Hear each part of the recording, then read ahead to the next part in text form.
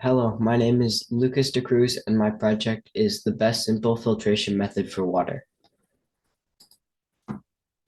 The purpose of my project was to determine the best simple filtration method for water.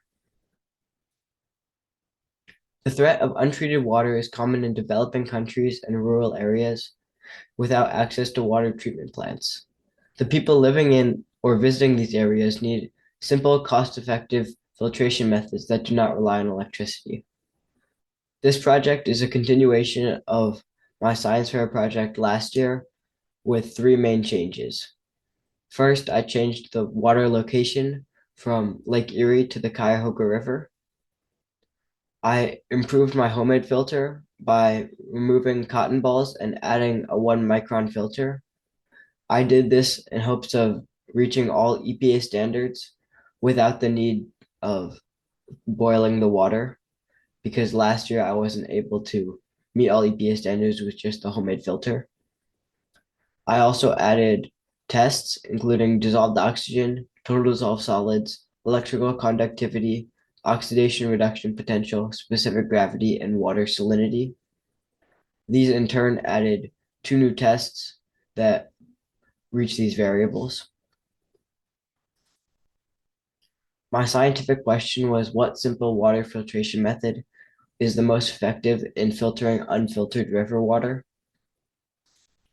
My hypothesis was that the life straw would be the most effective filter in removing major contaminants from water.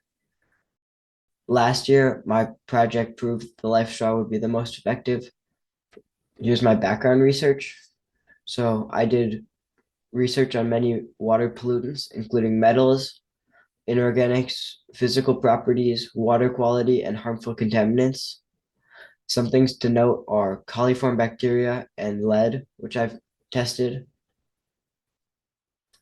I also researched many filters, including homemade filters, which have layers of activated carbon, gravel, sand, filter paper, and 1 micron filters. The gravel is meant to remove the largest contaminants.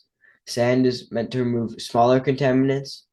Activated carbon removes contaminants through a process called adsorption, which has particles stick to the surface of the activated carbon due to its high surface area and lets the water pass through.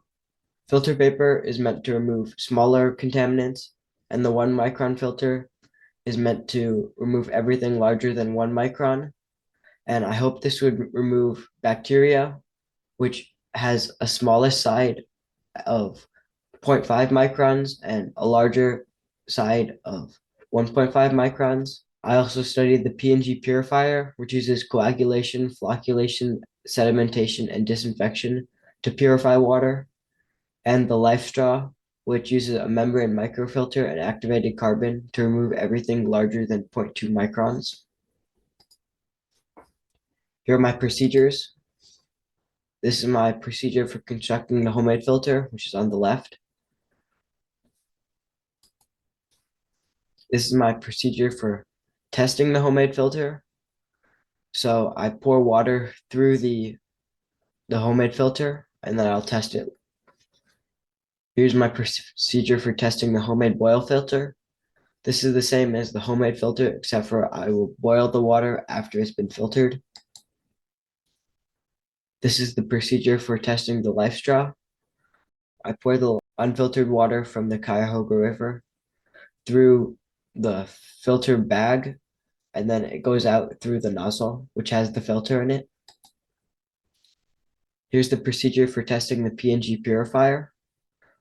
I pour the PNG packet into a 10-liter basin full of unfiltered water, and then I stir it for 5 minutes and then wait for an additional 20 minutes before pouring the water through a cotton cloth.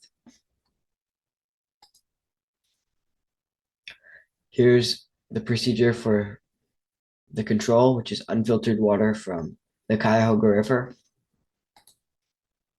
And here are all of my testing procedures. The procedure for the 12-in-1 test, which I use a testing strip, which has different colors, which determine the value for each variable. I also have a lead test, which tests also using a testing strip. For the bacteria test, I use a testing vial, which based on the color determines whether there's a presence of bacteria. For the dissolved oxygen test, I use chemicals to determine the levels of dissolved oxygen in the water. And the Devolite meter, which tests for 5 different water quality variables. Here are my results. So this is the average physical properties, which is tested by the 12-in-1 test. As you can see in all of these meet EPA standards, which I tested them against. Some things to notice are that the most effective filters for total hardness are the LifeStraw and the P&G. For total alkalinity, everything is the most effective except for the homemade filter. For carbonate, the P&G and the homemade boil are the most effective. And for pH, the LifeStraw and the homemade boil are the most effective because they have a value of 7.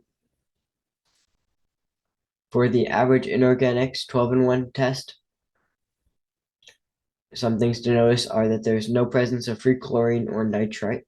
The control has a value of 20, which goes over the EPA standards for nitrate.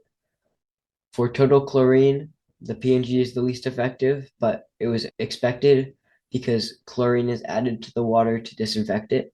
And for fluoride, everything is the most effective except for the control. For the average metal test, there was no iron or copper present in the control, so there was none present in any of the other tests. For calcium, the control was the most effective and the LifeStraw was the least effective. There was no lead present in the control, which led to none of it being present in any of the other tests. And for coliform bacteria, there was a presence in both the control and the homemade filter. So the 1 micron filter wasn't enough to get rid of all coliform bacteria. Moving on to the average water quality tests. These do not have EPA standards because they're more based on palatability and don't have health effects. So I found non-EPA guidelines to compare my results against. For water salinity, the homemade filter was the most effective and the P&G was the least effective. For total dissolved solids, the P&G was the least effective and the homemade was the most effective again. For this, the P&G went above the guideline I found for total dissolved solids. And for electrical conductivity, the P&G was again the highest and homemade was the lowest again. For oxidation reduction potential, the P&G went above the guidelines and the homemade filter was again the most effective. For specific gravity, all of the tests had a value of 1, which is the specific gravity of water, except for homemade boil. So it did not meet the guideline. And for dissolved oxygen, all of the tests met the guidelines. For my conclusions, there were 3 effective filters that met all EPA standards. The LifeStraw was the most effective, followed by the homemade boil filter, and then the P&G packets. I rank them this way based on their overall performance. There were also 2 ineffective filters because they didn't meet the EPA standards. The homemade filter because it didn't remove bacteria, and the control because it contained bacteria and had an excess of nitrate. And there were also some non-EPA guidelines that were not met. So the P&G did not meet the drinking water guidelines for total dissolved solids and oxidation reduction potential. And homemade boil didn't meet the drinking water guidelines for specific gravity.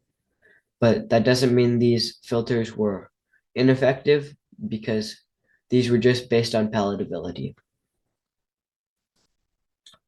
My hypothesis that water filtered with the LifeStraw would filter unfiltered water the most was proven.